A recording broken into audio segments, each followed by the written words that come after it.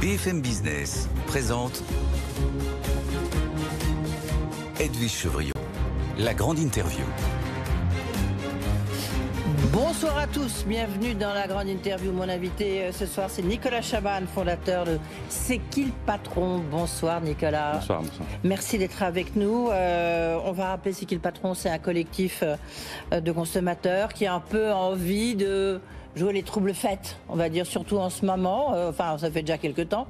Vous êtes un peu le chamboutou du secteur de l'agriculture. Il y a des négos commerciales, il y a une nouvelle loi orientale, nouvelle loi d'orientation agricole. Il y a cette fronde des agriculteurs qui monte. Et puis il y a hier soir un moment que vous avez qualifié vous-même d'historique, où face à vous, il y avait les trois grands patrons, trois grands distributeurs. Il y avait Michel-Édouard Leclerc, Thierry Cotillard, il y avait Alexandre Bompard. Ils étaient tous là et ils ont dit: top là, on n'a pas besoin du gouvernement, on n'attend pas la loi Egalim 5, 4, 6, tout ce que vous voulez. On y va, on va soutenir l'agriculture. Vous allez tout nous expliquer, mais d'abord, je voudrais avoir votre réaction. Je ne sais pas si vous avez entendu ce matin, ou là depuis 2-3 jours, la grande distribution est vent debout contre le budget 2025, et notamment cette surtaxe que vont payer des grandes entreprises. Donc eux, ils vont payer, mais surtout, c'est qu'il y a un peu de régime, parce qu'on sait bien qu'il y a les indépendants, et puis il y a des grosses entreprises type Carrefour. Mais en tous les cas, ils disent qu'il est hors de question qu'on paye cette taxe-là. Vous réagissez comment en disant: attendez, vous en mettez plein les poches? Moi, j'essaie d'être humble représentant de notre collectif de consommateurs. On est 15 millions d'acheteurs, on est dans les grandes surfaces. C'est important pour nous de savoir évidemment ce qui se passe et la vie et les coulisses de ces entreprises. C'est d'ailleurs une possibilité de choix. Mais ce qu'ils disent surtout, c'est vous pénalisez nos structures qui ont un revenu final de fin d'année, c'est vrai, relativement faible. Faible. Voilà, et vous allez finalement nous obliger peut-être à remettre ces efforts dans le prix. Moi, je dirais que ces coulisses-là, elles sont rendues visibles par cette loi, cette disposition possible. Il suffit qu'on soit informé. Peut-être qu'un distributeur fera moins de résonance directe sur les prix. Peut-être qu'il y aura des comportements différents. Nous, ce qui est important pour nous, c'est de savoir où on met notre argent. À quoi il sert? Est-ce que je rentre dans un magasin qui lui-même, avec cet argent, fait des choses utiles? Voilà, donc c'est un arbitrage évidemment que par transparence on aimerait faire aussi nous en tant que consommateurs. Oui, mais est-ce que vous dites il ne faut pas qu'ils augmentent les prix? On sait aujourd'hui qu'il est très difficile dans le contexte actuel d'imaginer qu'il puisse y avoir une augmentation de prix. Il y a une contraction, on a plutôt sur certains secteurs la possibilité de voir des prix baisser. Nous, dans le cadre de la démarche, ce qui est assez intéressant, c'est que comme on est des consommateurs, on ne fait pas de tour de magie, on ne fait pas de communication, on est nous-mêmes directement connectés, notamment aux coûts de production. Et quand des coûts de production baissent, la nourriture animale est moins chère, le gasoil est moins cher, eh bien naturellement, on peut faire baisser les prix. Il manque de toute manière, pour répondre à cette question, cette fameuse transparence. Oui. Parce qu'entre des négociations macro et notre achat individuel, il y a un vertigineux fossé qu'il faut combler. Oui, puis on va rappeler un peu votre baseline, comme on dit, ce lait, puisque vous avez une brique pour ceux qui nous regardent à la télévision, vous trimballez toujours avec elle, Nicolas Chaban. Ce lait rémunère au juste prix son producteur. Et il faudrait que ce juste prix, on puisse le vérifier un peu sur tous les autres produits. Est-ce que vous êtes inquiet quand même sur le climat agricole? On sent, même certains disent tic-tac, tic-tac, attention, la colère agricole est en train de remonter. On recommence du reste à avoir des panneaux de signalisation des villages à l'envers. Est-ce que vous le ressentez? On le ressent tous les jours.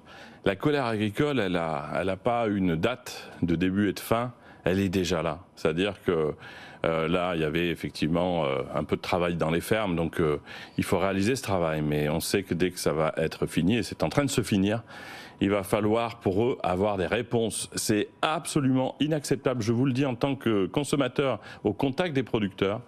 Il y a une année, on a vu des gens qui bossent énormément dans le lait, vous le disiez, c'est 7 jours sur 7, du lundi au dimanche. avec des revenus... 56 heures. Ouais. Il y a justement le travail moyen d'un agriculteur, là où nous sommes à 35 heures. Non, à mon avis, franchement, 70 heures. On a fait récemment la traite de 5h30. Vous avez une longue journée, il y a la traite de 18h30. Quand vous arrivez le vendredi, vous n'avez pas un week-end qui s'annonce pour aller faire un peu de repos avec vos enfants. Vous faites la traite du samedi et celle du dimanche. Il ne faut jamais l'oublier. Ces gens qui nous nourrissent, ils doivent vivre de leur métier. On ne leur donne rien. Ils nourrissent les autres et c'est finalement la profession la plus fragile, en France et d'ailleurs dans le monde. Ils descendent dans la rue, on leur fait d'immenses promesses. Un an plus tard, après ces promesses, il n'y a quasiment rien qui a changé. Et notamment rien sur la rémunération, la juste rémunération. Il faut arrêter de dire, tiens, il y a une brique de lait ou un produit, il faut parler d'autres démarches d'ailleurs. J'essaie de le faire de plus en plus, comme Cantavélote, Faire France. Il y a des briques de lait un peu plus chères. Non, elles ne sont pas plus chères. Elles sont au juste prix de ce qu'on doit mettre, nous, en tant que consommateurs, pour que le producteur vive, pour que son fils reprenne la ferme. Il faut je dirais, enlever un petit cliquet du prix le plus bas. On ne négocie pas avec des gens qui nous nourrissent. Et là, la colère est en train de remonter. Quand tu n'as pas de perspective... Rien sur les normes, rien sur la manière dont on doit débroussailler, rien sur les rémunérations, vous avez raison. Et les récoltes. Et les récoltes, dramatique. Les pires depuis 40 ans. Voilà, c'est-à-dire que vous avez... vraiment, prenons conscience de ça, c'est pas juste une demande de 15 jours de plus de vacances. Les producteurs qui nous nourrissent tous les jours demandent à pouvoir s'en sortir. Comment, dans notre pays, à un moment donné, on n'a pas... un lundi matin, comme une urgence absolue, cette donnée qui s'allume dans tous les ministères déjà, si ça pouvait se rallumer là-bas, ça serait pas mal, pour dire, bon, ok, à nos portes, ces gens-là nous amènent de la nourriture, on sait qu'ils sont en danger, on va reprendre quelques chiffres si vous me permettez, 100 000 exploitations ont disparu en 10 ans. On va revenir là-dessus, parce qu'évidemment, c'est très important. Juste, je voudrais qu'on reste sur cette colère agricole et la réponse du gouvernement. Annie Genevard, qui est la nouvelle ministre de l'Agriculture, a dit mercredi qu'il y avait un début de versement de ces fameuses aides directes européenne qu'on attend, enfin que les agriculteurs et producteurs attendent depuis plusieurs mois. C'est déjà un bon début. Oui, mais vous savez comme moi que ces aides, ça ne représentera jamais la nécessaire rémunération. Quand vous êtes producteur, vous n'avez pas envie de vivre de subventions en espérant qu'elles viennent. Il y a des retards absolument incroyables. Vous avez envie que votre travail soit payé au juste prix, comme tout le monde. S'il n'y a pas un juste prix sur la facture de lait, il n'y a pas d'avenir durable. On ne peut pas dépendre du bon vouloir de politiques qui donnent de l'argent ou pas. Quand on nourrit les autres, on doit vivre de son métier. D'abord, vous l'avez rencontrée, la ministre, Annie Genevard, elle a demandé à vous rencontrer ou pas? Non, ça c'est un des mystères un peu... voilà. Mais alors après, comme on a fait déjà ces rendez-vous, pour être très honnête, au-delà de cette dame que nous n'avons pas rencontrée, on a fait beaucoup de rendez-vous. À chaque fois, on a une sensation comme ça d'arriver dans un univers où on amène des solutions, nous, citoyens. Ça marche, c'est devenu encore, là, on a eu un chiffre fou, la marque nouvelle la plus vendue depuis 10 ans, ce qui est un... Ah oui. Ça veut dire que dans l'économie française, il n'y a pas une marque qui s'est plus vendue que cette marque solidaire des consommateurs. Est-ce que vous pensez que la ministre nouvellement en place, au moment du prix, ne se dirait pas, tiens, c'est en plus une démarche citoyenne, il n'y a pas d'enjeu financier, tout l'argent revient aux producteurs, on va les recevoir en priorité puisqu'ils ont trouvé une solution. Alors justement, on voit pour ceux qui nous regardent à la télévision le top 10 des nouvelles marques depuis 2014. C'est Nielsen, donc je veux dire, c'est incontournable. Et vous êtes de loin la première marque, 100 millions de chiffre d'affaires. Nous tous, parce que c'est le principe de cette démarche de coopérative. Vous voyez, on n'a pas de force de vente, il n'y a pas de commerciaux dans les magasins. C'est l'envie des gens de dire à leur magasin, prends ces produits, je sais que les centimes vont bien jusqu'au producteur. Récemment, on a fait une étude sur 8 ans où on montre jusqu'aux comptabilités à quel point ça change la vie des producteurs. On appelle au magasin qui se demande encore ce que peut être cette marque. C'est la plus vendue. Si vous êtes commerçant, mettez la marque la plus vendue, créée depuis 10 ans dans votre rayon. Et si vous êtes ministre de l'Agriculture, intéressez-vous peut-être 2 minutes, au moment où les producteurs sont en train de disparaître, à des solutions qui marchent dans la vraie vie. Oui, parce que là, il y a des chiffres quand même qui sont assez effrayants, qui ont été publiés par l'INSEE, qui montrent qu'il y a plus d'1 million de fermes qui ont disparu en 50 ans. En moyenne, je crois qu'il y a 20 exploitations qui ferment chaque jour. Et demain, c'est encore pire. Oui, il y a un chiffre à rajouter, encore une fois, là, je vais prendre 2 minutes pour qu'on se rende compte. 1 500 000 en 1970, vous en avez 395 000 aujourd'hui. Et l'INSEE rajoute un chiffre fou, en 2030, dans 5 ans, pas dans 50 ans. la moitié des producteurs, 55%, part à la retraite. Qui va nous nourrir en France? On manque déjà de fruits et légumes, de poulet, de beurre. Les producteurs, s'ils ne gagnent pas leur vie, comment, en arrivant à la retraite, ils vont dire à leur fils ou à d'autres, prends la relève. Quand tu as un fils que tu as vu ton père galérer toute sa vie, partir 1 semaine ou 3 jours par an, tu ne reprends pas. Réveillons-nous, il y a beaucoup de priorités, soit. Mais là, je peux vous mettre au défi de me donner une priorité plus grande que celle-là. Si à un moment donné, nous nourrir devient un problème, toutes les autres priorités bien légitimes vont devenir encore plus compliquées. Mais il faut qu'on fasse quelque chose d'urgence pour ces gens. Ne regrettons pas, vous l'avez dit un jour, n'ayons pas un jour, dans quelques temps, ça peut aller très vite, l'idée de se dire, mais attends, où ils sont là les producteurs qui nous nourrissaient?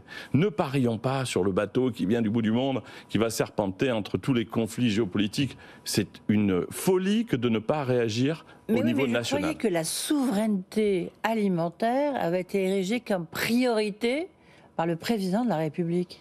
C'était il y a longtemps, puisque il y a eu d'ailleurs la loi Egalim. Là, on est dans un autre monde, hein, franchement.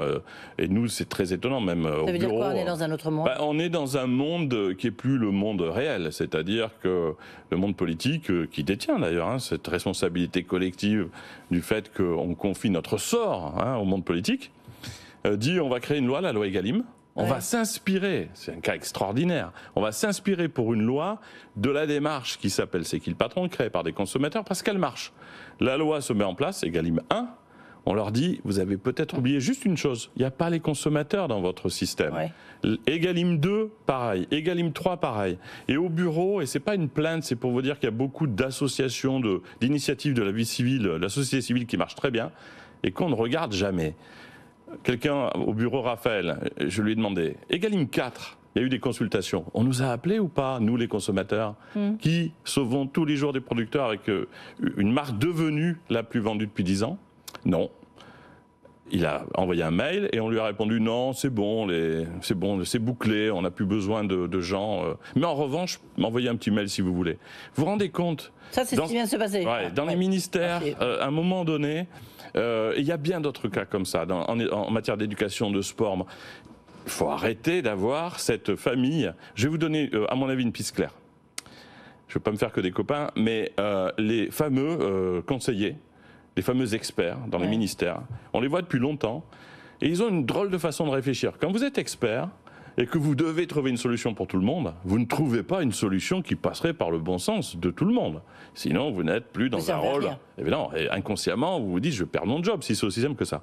On vous amène des solutions clés en main, vous les refusez, puisqu'elles remettent en question le fait que vous n'avez pas trouvé de solution. Cette famille-là, on ne peut plus l'alimenter et espérer qu'elle nous trouve des solutions. Donc humblement, qu'elle fasse un peu de place, c'est ce qu'ont fait les acheteurs, en prenant le produit tel qu'il était, et que nos solutions de citoyens deviennent des solutions nationales. Nicolas Chaban, hier, il s'est passé quelque chose, vous avez eu un événement qui est devenu un peu historique, enfin je reprends vos propos, vous allez nous dire pourquoi, parce que donc vous aviez les 3 plus grands distributeurs, et ils ont dit, ils ont fait top là avec vous, ils se sont dit, attendez, on oublie le gouvernement, la loi Egalim 4, 5, 6, et on s'engage à quoi précisément, et est-ce que ça va être suivi des faits ou c'était un effet d'estrade? Je suis sûr cette fois que ça va être suivi des faits parce que ils se sont tapés dans la main et pas avec des partenaires, des gens qui, sortis du rendez-vous, peuvent un peu disparaître de l'horizon de leur journée. C'est avec nous, les consommateurs, les clients des magasins.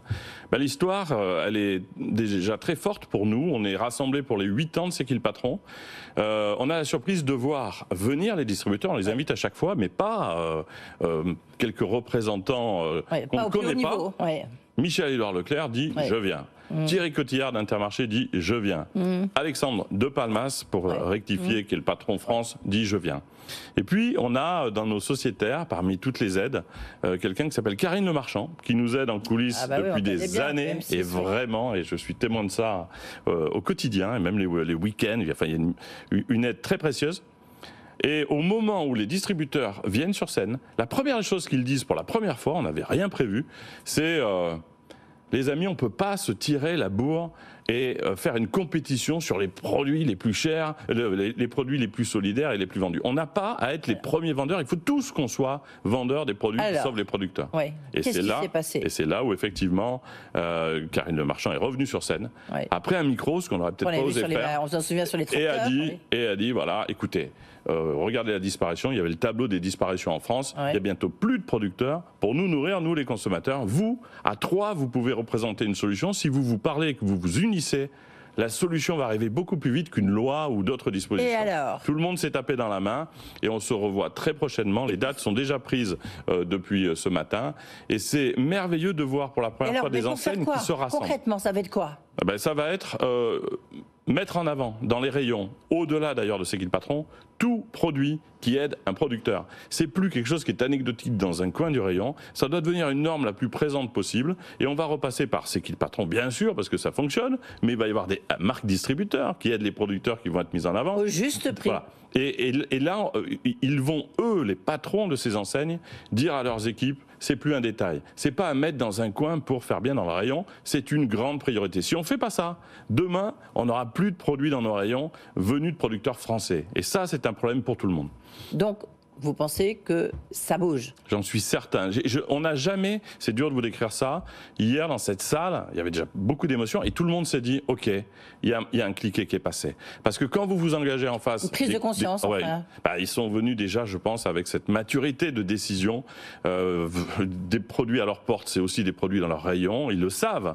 Et quand à un moment donné, ils s'engagent devant les producteurs qui étaient là, les consommateurs que nous sommes, on sait très bien que ces patrons ne le font jamais à la légère. On a eu des réunions plus secrètes où il ne se passait rien après. Celle-là, je suis certain. Vous savez pourquoi j'en suis certain ? Parce qu'on n'a pas le choix. Si on ne le fait pas, on va manquer de nourriture en France et on aura de gros problèmes tous.